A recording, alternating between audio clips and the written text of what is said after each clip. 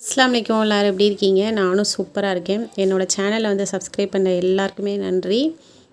இன்றைக்கி வந்து அடை எப்படி பண்ணுறது அப்படின்னு சொல்லிட்டு பார்க்க போகிறோம். நான் அதுக்கு வந்து அரிசி ஊற வச்சுருக்கேன்.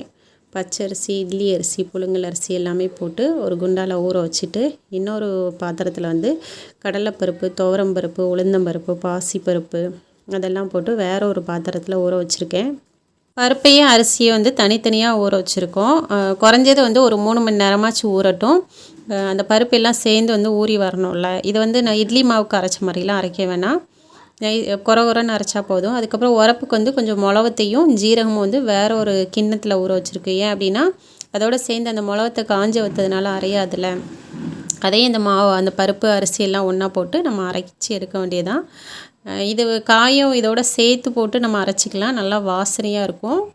அப்படி இல்லை அப்படின்னா நம்ம வந்து தனியாக காய பொடி இருந்தாலும் அதில் வந்து போட்டுட்டு நம்ம மாவை கலக்கி எடுத்துக்கலாம்.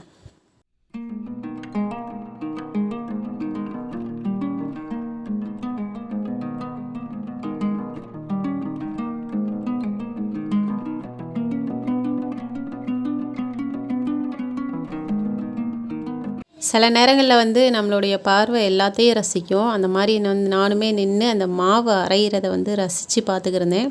அதுவுமே பார்க்குறதுக்கு எவ்வளோ அழகாக இருந்துச்சு தெரியுமா? இந்த மாதிரி ஒவ்வொரு விஷயத்தையும் ரசிக்கிறது வந்து நம்மளோட பார்வையில் தான் இருக்குது. எல்லாத்தையுமே ரசித்து பார்த்தா ரசனை தான்.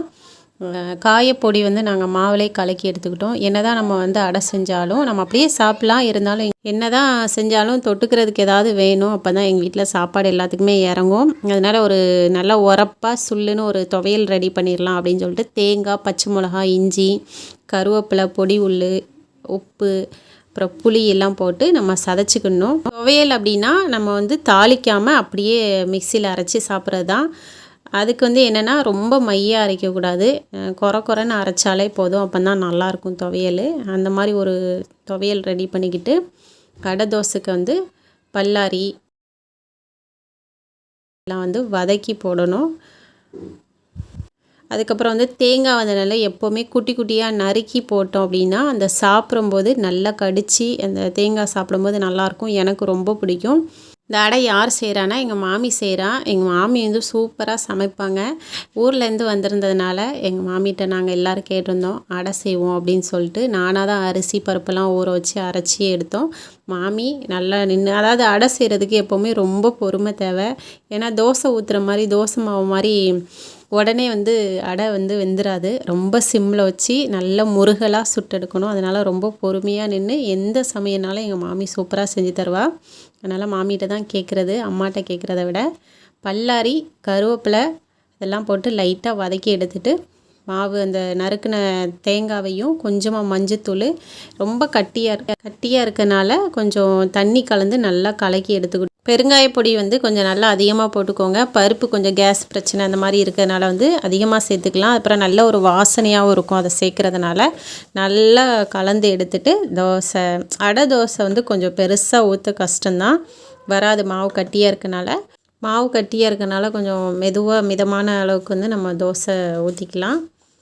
அப்புறம் வந்து நறுக்கின பல்லாரியையும் கருவேப்பிலையும் வந்து லைட்டாக வதக்கிட்டு அந்த மாவில் கொட்டிட்டு நம்ம அடை ஊற்ற வேண்டியதான்.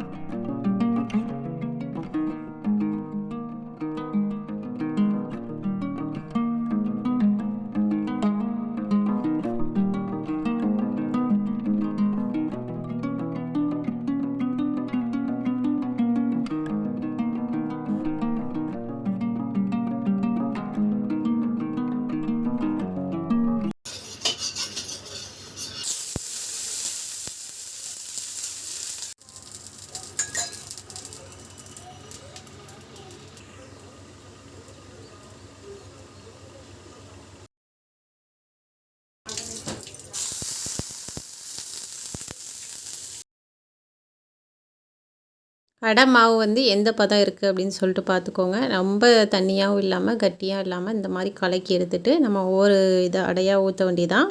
எண்ணெயை வந்து கொஞ்சம் தாராளமாக தான் ஊற்றணும். அப்போ தான் நல்ல ஒரு முருகலாக சாப்பிட்றதுக்கு சூப்பராக இருக்கும், சுவையாக. மாமி வந்து அடை ஊற்றிக்கிட்டு இருக்கா. நான் எல்லாம் மரியாதை இல்லாமல் பேசுகிறேன் அப்படின்னு சொல்லிட்டு எல்லோரும் நினைக்காதீங்க. இப்படியே பேசி பழகிருச்சு. மாமி அப்படின்னா எங்கள் அத்தாவோட தங்கச்சி தான். எங்கள் மாமி வந்து எங்களுக்கு இன்னொரு அம்மானே சொல்லலாம். எல்லா ஒரு ஆலோசனையும் வந்து அம்மாட்ட நாங்கள் கேட்குறத விட எங்கள் மாமிகிட்ட தான் நான் கேட்டிருக்கேன். எங்கள் மாமி வந்து ரொம்ப பொறுமையாக நிதானமாக என்ன பிரச்சனை, அதுக்கு என்ன ஒரு ஆலோசனை சொல்லணும் அப்படின்னு சொல்லிட்டு கரெக்டாக சொல்லுவாள். மரியாதை வந்து எப்போவுமே மனசில் மாமியன்னு சொல்லிட்டு நாங்கள் வச்சுருப்போம். எப்போவும் பேசுகிற பழக்கத்தை வந்து உங்கள்கிட்ட சொல்லணும் அப்படிங்கிறதுக்காண்டி தான் நான் அந்த மாதிரி சொன்னேன். எதுவும் நினச்சிக்காதீங்க. அப்புறம் வந்து எங்கள் மாமி வந்து எனக்கு நிறைய சாப்பாடை வந்து சொல்லி தந்திருக்காங்க. நான் கல்யாணமான புதுசுலலாம் அம்மாவுக்கு அடிக்க மாட்டேன்.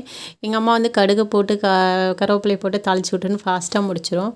நான் மாமி தான் பொறுமையாக இதை போடு, இதை போடாத, இது இருக்கா, இது இல்லைன்னா இப்படி பார்த்துக்கோ அப்படின்னு சொல்லிட்டு நிறைய விஷயங்கள் வந்து சொல்லி தந்திருக்கு. மாமி நாங்கள் நல்லா இருக்கணும் அப்படின்னா எங்கள் மாமி ஒரு காரணம். இன்ஷால்லா உங்களுக்கு ஒரு நாள் மாமியை காட்டுறேன், கண்டிப்பாக பார்ப்பீங்க. அப்புறம் வந்து நம்மளுடைய ரெசிபீஸ் விலாக்லாம் பிடிச்சிருந்துச்சின்னா லைக் அண்ட் ஷேர் பண்ணி கண்டிப்பாக சப்ஸ்கிரைப் பண்ணுங்கள். ரெசிபியோட கடைசி வரைக்கும் பாருங்கள், அப்போ தான் சில விஷயங்களை வந்து நீங்கள் தெரிஞ்சுக்க முடியும். இன்னொன்று என்னென்னா, இதை வந்து 11 பேர்கிட்ட நாங்கள் இப்போ சாப்பிட்ருக்கோம். கடைசியில் வந்து இவ்வளோ ஆசையாக செஞ்சு எனக்கே ஒன்று தான் கிடச்சிது. அவ்வளோ டிமாண்ட் ஆயிடுச்சு. இந்த மாதிரி ரெசிபி நீங்களும் செஞ்சு பாருங்கள். நம்மளுடைய விலாக்லாம் பிடிச்சிருந்துச்சின்னா லைக் பண்ணிக்கோங்க. இன்ஷா அல்லாஹ். அஸ்ஸலாமு அலைக்கும். Bye bye friends.